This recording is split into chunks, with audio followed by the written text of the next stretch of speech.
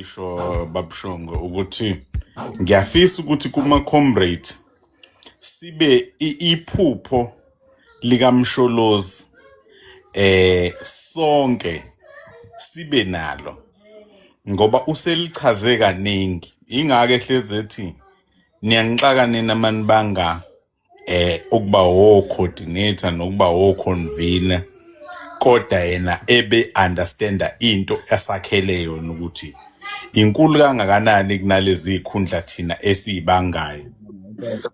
So ukuba coordinator no convener akufaki iplate ekhaya akwenzi ingane zakho iphila impilo engcono kodwa into asakhela yona umsholozi usakhela into ezoshintsha impilo zabantu, impilo zethu, impilo zeingane zethu. So angazi ukuthi ama comrade angayi understanda kanjani leyo nto ukuthi inkulu lento esakhela umsholozi and inkulu impi esibhekene nayo.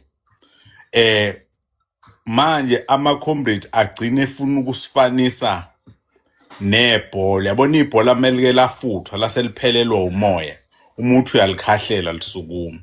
So ama comrade sifanele ukuthi thina sifane nebhola lifuthiwe othi mulikhahlela liphakame lenze into ekumele liyenze. So ileyo nje into engilimaze kakhulu emqondweni. Le nto ingilimaza ngeendlela ezimbili kakhulu. Ukuthi uma nginikwa iposition yokuthi kuthiwa ngiyoba unobhala noma ngiyoba usihlalo noma ngiyoba organize, uma nginga understand ukuthi yini umsebenzi kanobhala, ngingazi ukuthi yini into yes umsebenzi kanobhala and ama minute omhlangano uma unobhala wabhala kanjani, uma usihlalo wenzani, iziphi izinto ekumele uzenze. Ama comrades awabe honest to kuwona, abe honest to i-organization ukuthi hayi ngiyabonga ukuthi i-task eningithemba ngayo ukunginika yona kodwa ngisacela ukunika abanye ithuba mhlambe kukhona bangakwenza kangcono mina kwami ngicela ukubanika i-support kunokuba uthathe i-position uthi uyoba usihlalo or uyoba unobhala kodwa manje mawusufikile lapho uzofika ungazi ukuthi yini ekumele uyideliver to i-organization. I-organization uzoyithatha phi uyibeke phi. Yes. So izinto nje ezibhlungu lezo kakhulu ama comrade engibonayo azenzayo ukuthi umuntu mezongena kwi-position anga-understand ukuthi njengoba ngithatha le position inhlangano ngifuna ukuyithatha la ngiyibeke la, in terms of i-membership ngifuna ukuyisusa la ngiyibeke la, yabo. So ileyo nto nje kakhulu eyingilimaza ama comrade. Sengibuyela kule yenu-ke Buthulani enibhekene nayo lapha. Ngifisa ukubuza ukuthi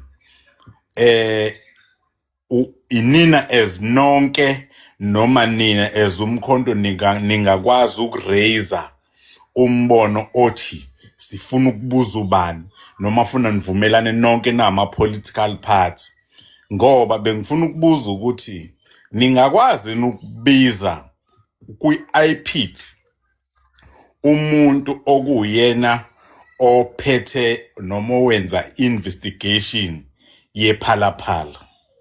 Na kubeke mhlambe bezothi ayikapheli but umuntu okuyena oyihedayo that investigation yephalaphala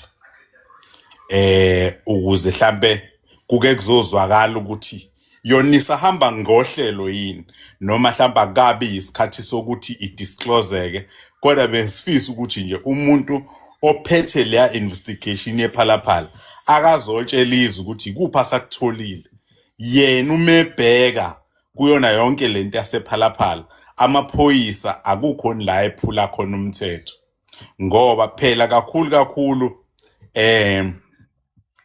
khona ukuthi angazi noma usazobuya ni umhlonishwa ucele ngoba nakuyena futhi ngangifise leyo question ukuthi ibuzwe kuyena ukuthi wena ke as uminister wamaphoyisa kulento yephalaphala akukho lo wabona khona imembers zakho ziphule khona umthetho na.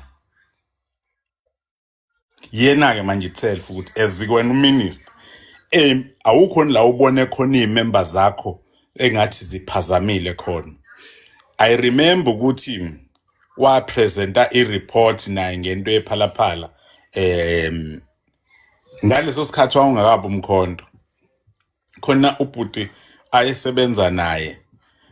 I remember mina ngitshele ethe Keys laphana iy'members zethu zishaya inhlakarapha funa ngiyobhala i-report man ngibhalela umhlonishwa yabo admitter u-advisor wakhe uSimo ukuthi laphana iy'members zethu zenza i-damage uyayizwa leyo.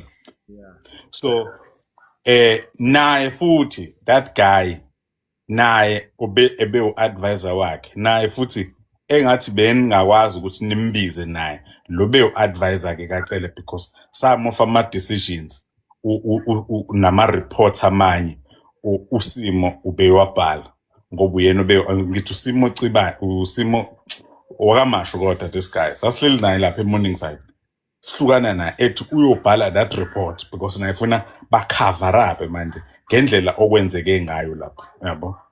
So naye kucela ngangifisa ukuthi lo mbuzo uye kuyena and that this guy futhi naye ngoba usebenze noCele naye nimbize futhi uSimo Chamane yes nimbize futhi naye naye kunemibuzo engifilayo ukuthi mina kumele ayiphendule ngoba ezinye izinto zenzeke esiphoyiseni ekhona. I'm sorry ukungena emlonyeni lo Simo ukhuluma ngaye ubesebenza noCele njengani beka yini ngithi ube u-advisor wakhe ngokwazi kwami but I know ukuthi nje ube nezinto ze-law ummeli by profession kodwa ube u-advisor wakhe. Okay. Yeah. No mfoka Mkhize angibambe.